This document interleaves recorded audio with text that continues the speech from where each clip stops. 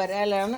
അതിനെ ഇങ്ങനെ തള്ളിക്കൊന്ന് ഇങ്ങനെ കുറേശ്ശെ അതിൻ്റെ ഈ മുതുകത്തെ മുള്ളങ്ങോട്ട് കട്ട് ചെയ്ത് വിട്ടിട്ട് വേണം അതിൻ്റെ തൊലി ഇരിക്കാൻ.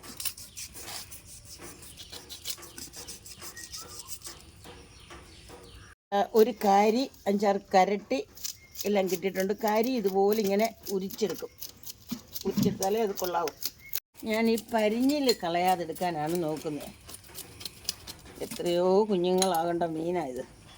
പരിഞ്ഞിലിന് നോവാതെ അത് കളയാതെ എടുക്കാനാണ്.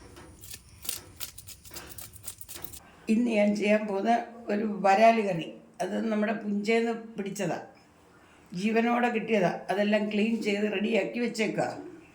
ചട്ടി ഇവിടെ ഞാൻ എണ്ണ ഒഴിച്ച് കടുകിട്ട്, നീർമീനൊക്കെ ഒത്തിരി കടുകൊന്നും വേണ്ട. അതുപോലെ നീർമീൻ മെയിനായിട്ട് വേണ്ടത് കുരുമുളകാണ്. ഇഞ്ചി വെളുത്തുള്ളി ഇതൊന്നും ഇതിന് ചേരുന്നതല്ല. കടുക് പൊട്ടിക്കഴിയുമ്പം ചുമന്നുള്ളി ഇട്ടിട്ട് പുളി മുളക് പൊടിയെല്ലാം ഇട്ട് വഴറ്റി വേണം എടുക്കാൻ. കടുക് പൊട്ടി ഇനി ഞാൻ ചുമന്നുള്ളി ഇട്ടിട്ട് ചുമന്നുള്ളി ഇട്ടു.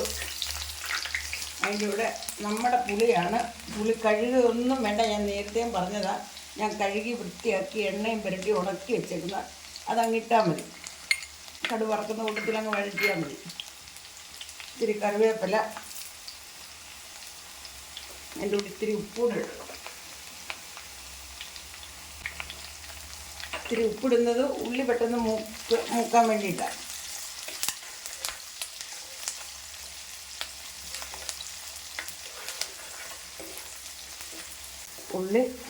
പുളി എല്ലാം വഴന്ന് വരുന്നുണ്ട്. അടുത്തത് നമുക്ക് തീ കുറച്ചിട്ട് മുളക് പൊടി ഇടാം. 4 സ്പൂൺ കാശ്മീർ മുളക് പൊടിയാണ്. അതെടുത്തൊന്ന് വഴറ്റട്ടെ. ഇതിന് 1.5 സ്പൂൺ കുരുമുളക് പൊടിയാണ്. കുരുമുളക് പൊടി വാങ്ങാൻ നേരം ഇട്ടാലും മതി. നല്ലപോലെ വഴന്ന് വന്നു. ഞാൻ അതിനകത്ത് വെള്ളം ചേർക്കാൻ പോവാം.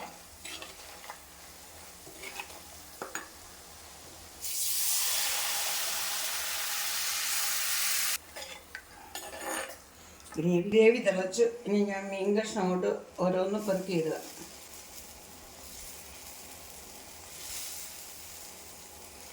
ഈ മീനൊക്കെ കറി വെക്കുന്നതിനൊരു പ്രത്യേക ചടങ്ങും രീതിയാണ്. അതിൻ്റെ ഉലുവായും മഞ്ഞളും മീനിട്ട് കഴിഞ്ഞാണ് ഇടുന്നത്.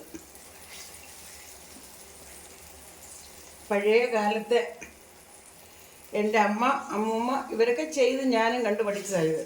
അവർ പറയുന്നത് ഇതിന് ഇഞ്ചി വെളുത്തുള്ളി ഇതിന് വേണ്ട, അത് കടമീനാണ് പറഞ്ഞിട്ടുള്ളത്. ഇനി ഞാൻ ഇച്ചിരി മഞ്ഞളും ഇട്ട് ഇച്ചിരി ഉലുവ. അവർ പറഞ്ഞു തന്നതും അവർ ചെയ്യുന്ന കണ്ടും കേട്ടുമൊക്കെ പഠിച്ചതാണിത്. ഇച്ചിരി ഉലുവ ഇടുക. ഇച്ചിരി ഉലുവ ഇട്ടു, ഇച്ചിരി മഞ്ഞളിട്ട്. ഇത് കഷ്ണം ഇട്ട് കഴിഞ്ഞിട്ട് ഇത് ഇട്ടാൽ മതി. അങ്ങനെയാണ് ഈ പുഞ്ചമീൻ ചെയ്യുന്നത്. ഉപ്പ് തുള്ളിയുടെ വേണം. കുരുമുളകിൻ്റെ രുചി മുമ്പിൽ നിൽക്കണം. അതാണ് നീർമീൻ്റെ ഏറ്റവും വലിയ ഗുണം. ഇച്ചിരി കറിവേപ്പിലയും കൂടി ഇട്ട്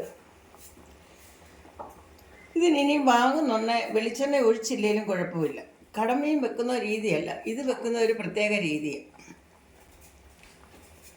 വരാല് കറി ഇങ്ങനെ തിളച്ച് വെന്തുകൊണ്ടിരിക്കുന്നു. ഒരു 5 മിനിറ്റ് കൊടുക്കും.